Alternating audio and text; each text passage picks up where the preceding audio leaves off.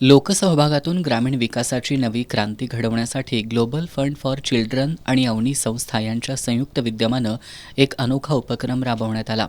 या अंतर्गत करवीर तालुक्यातील नंदवाळच्या ग्रामस्थांसाठी राळेगण सिद्धी आणि हिवरे बाजार या आदर्श गावांचा 3 दिवसीय सलोखा अभ्यास दौरा आयोजित करण्यात आला होता.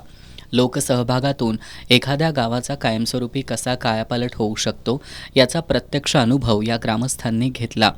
या अभ्यास दौऱ्यादरम्यान सर्वप्रथम ज्येष्ठ समाजसेवक अण्णा हजारे यांच्या पुढाकारातून कायापालट झालेल्या राळेगण सिद्धी गावाला भेट देण्यात आली. 98 वर्षीय अण्णा हजारे यांनी नंदवाळच्या ग्रामस्थांचं स्वागत करत त्यांच्याशी संवाद साधला.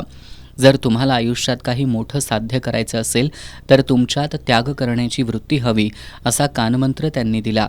अण्णांचे गेल्या 14 वर्षांचे सहकारी नाना आवारी यांनी या टीमला मार्गदर्शन केलं. 510 कुटुंबांनी मिळून एका दुष्काळग्रस्त जमिनीचं आर्थिकदृष्ट्या सक्षम गावात कसं रूपांतर केलं याविषयी त्यांनी माहिती दिली. या गावातील 510 पैकी 450 कुटुंबातील सदस्य शासकीय सेवेत कार्यरत आहेत. ग्रामस्थांनी केलेल्या श्रमदानातून उभारलेले 85 बंधारे आणि सौर ऊर्जा प्रकल्पामुळे गावाचा चेहरा मोहरा बदललाय.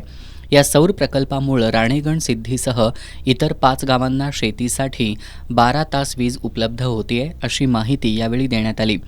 दौऱ्याच्या दुसऱ्या टप्प्यात नंदवाळ ग्रामस्थांनी पोपटराव पवार यांच्या नेतृत्वाखालील हिवरे बाजार गावाला भेट दिली. गावानं राबवलेल्या प्रसिद्ध 4 बंदी तत्वांचा अभ्यास करण्यात आला. यामध्ये झाडं तोडण्यावर बंदी, मुक्त चराईवर बंदी, कुटुंब नियोजनासाठी नसबंदी, दारूबंदी आदींचा समावेश होता.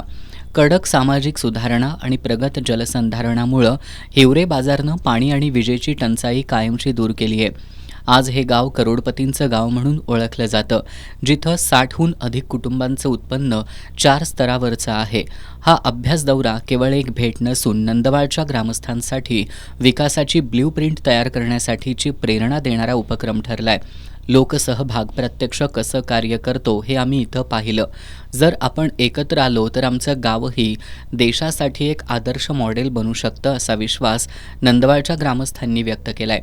या अभ्यास दौऱ्यासाठी अवनी संस्थेच्या अध्यक्ष अनुराधा भोसले यांचं मार्गदर्शन लाभलं. तर संस्थेच्या स्माईल टीमच्या विक्रांत जाधव, जयश्री कांबळे, शाहरुख आटपाडे, कौशल्या आगरे यांनी या दौऱ्यासाठी परिश्रम घेतले.